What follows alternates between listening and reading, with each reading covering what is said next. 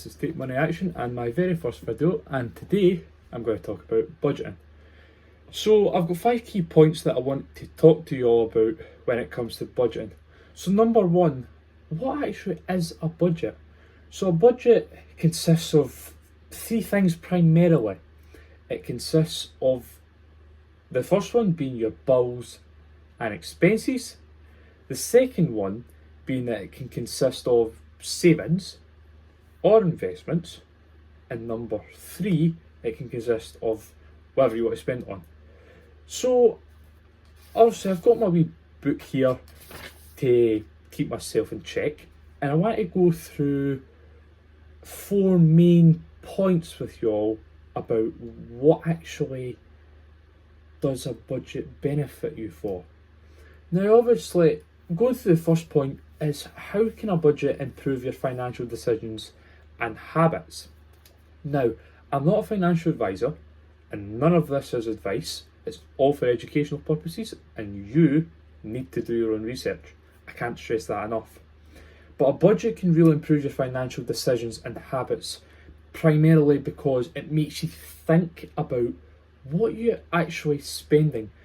It prevents you from overspending.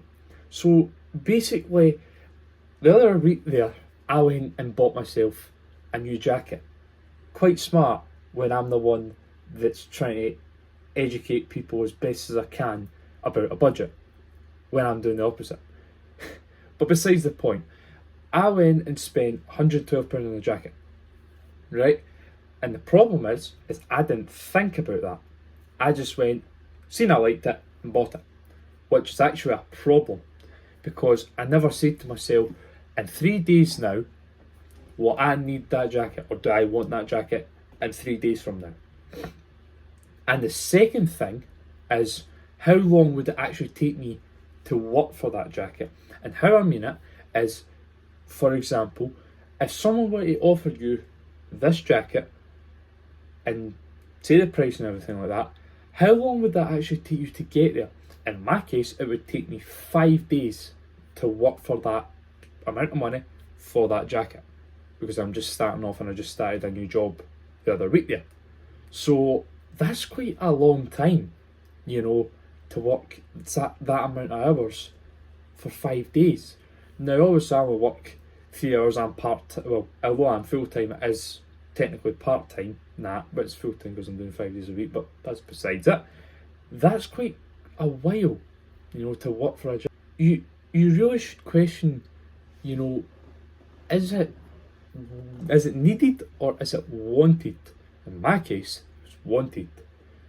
But whenever you go to buy something after it, or whenever you see this video, start asking yourself, and 2 things. 1, if someone were to offer you that jacket, how long would it take you to make it?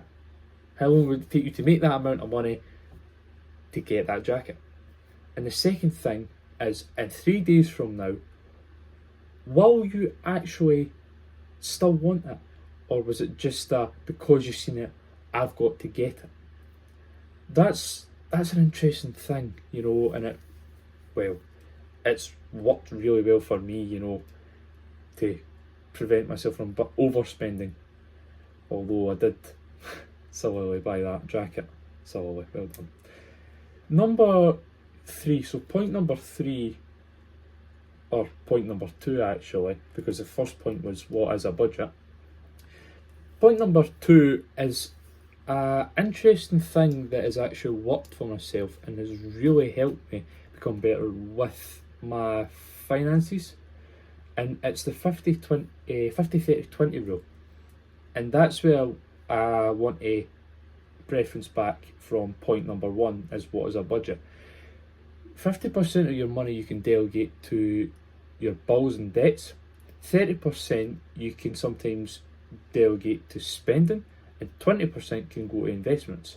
For me, I do 40, 32 and 28, or 50, in fact 50, 32 and 28, I've got that wrong, my mistake. 50% goes to my bills, 32% goes to savings and investments, and 22% of that, or 28% of that actually, goes to spending. Now it's quite an awkward way. Why would you do 50, then 32, then 28? It just works for me. It just works with what I get paid. It just works really nicely, where I've got a nice little amount that I can spend when I want to and when I really need to. It's also good because it's enough to make a nice substantial amount to my investments and savings monthly, and I don't really have any bills. I've been really good to not have too many debts and bills, so I'm able to pay that monthly at that amount without getting charged any interest. So point number 3, although it's kind of going off on a side, is set clear goals. Set goals for your finances. So say, for example, you want £5,000 in savings. Write that down. If you want to take a step further, write how you're going to get there. Yeah, it might seem a bit odd, but that's a good thing, because then it tells you what you might not understand as much and what makes sense. So that's where it becomes quite good, actually. For me, I set goals when it comes to savings and investments. There's a certain amount that I want in my investment portfolio and my savings portfolio, although they do kind of come together as such, that I want by the end of 2025. But one thing I haven't done, and I'm in the process of doing, is I'm actually writing down how am I going to get there. And that actually has made things a lot more clearer to understand, what makes sense and what needs to be tweaked to make a bit more sense. So personally, setting goals for everything, for things that you want to achieve in life, is really beneficial, actually. To get to point number 4, and the final point, is why should you start early? Well, a lot of people like to put things off and say, oh, I'll just do it tomorrow, I'll just do it tomorrow. Starting early can get you ahead of the game really quite a big amount, actually. If you started now and you put in £10, now before I go any further, I'm not a financial advisor, and this is all just for educational purposes, and I cannot stress enough, do your own research. Please, because the amount of people I have seen that don't do their own research, follow the news, and put their money in, lose money, is bad. It's a bad amount. So do your own research. But going back to what I mentioned, when you slowly each month put £10 in, you generate something called interest. That interest is the amount that a brokerage or a bank pays to you for your money being in their bank. The problem being is that one of the things that you should research on is a high yield savings account. A high yield savings account can pay a high yield of savings, high percentage. Sometimes it can be, roughly around the ranges of 3 to 5%. That's roughly what you'll get. And what I've seen, anything under that, I would say is like banks. Like for the past year, up for 2024, I only got 1 pence in interest for the full year. That's totally rubbish. One of the brokerages that I done a little bit of looking on actually was willing to pay 4.9% interest. Right? Now, things can go up and down, and this is at the current moment of 2025, or January 2025 to be specific. And that, for what I would be putting in monthly, pays 22 pence a day. Now, yeah, it's still not much, but what you're about to find out is it gets good in the long run. So there's a thing that's called the 8th wonder in the world, and it's called compound interest. So it's like a snowball. So you might be in the same position as me, or you might be a little bit further on, and you roll that snowball down the hill, And once it gains traction, it picks up more snow and it gets bigger and bigger and bigger. So starting early is very crucial, because a 10-year difference could really change your life. Where you might start small, like where you start, or where I will start, you might only start making 22 pence a day. But 10 years from now, you could potentially make a better amount. You can make a really good amount. And it gets pretty good, actually. Yes, it's very slow to go, and yes, 10 years is quite a long time. But starting early is really good, because it's a life changer. That's the thing, is, like I say, so many people push away the fact that, I'll just start tomorrow, just start tomorrow. And taking action is literally one of the hardest step out of everything.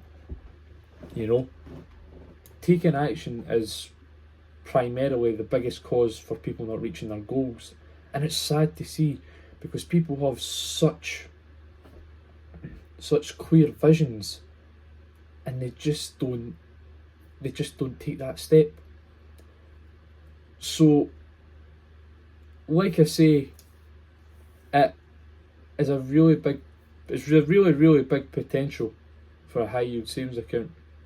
But however, I would like to finish the video at this. I really appreciate if you've managed to watch the full thing. And yes, obviously, because there isn't much edits and much, animations, things like that. Yes, it's going to be very boring, but I appreciate if you managed to make it this long. Like I say, when going back to talking about taking action, this is my very first video. I've always wanted to start, but I've always said I'll do it tomorrow.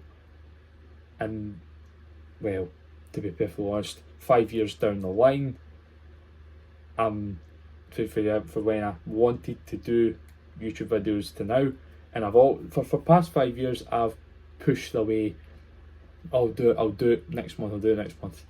And that 5 years could have been the difference from starting now to maybe if I started 5 years before it and get to now. Maybe it could have been a total difference. But like I say, please do your own research. I can't stress that enough. I've seen too many disasters happening, and believe you me, it's somewhere that I do not want to see anyone in. It is horrible. So certainly do your research. But anyway, I'm going to end the video at that. I really appreciate you giving me your time to watch this full video of about 13 minutes. But other than that, that is how a budget works. And if you would like, we'll show you how to create a budget in the next video. Thank you for watching. See you in the next one.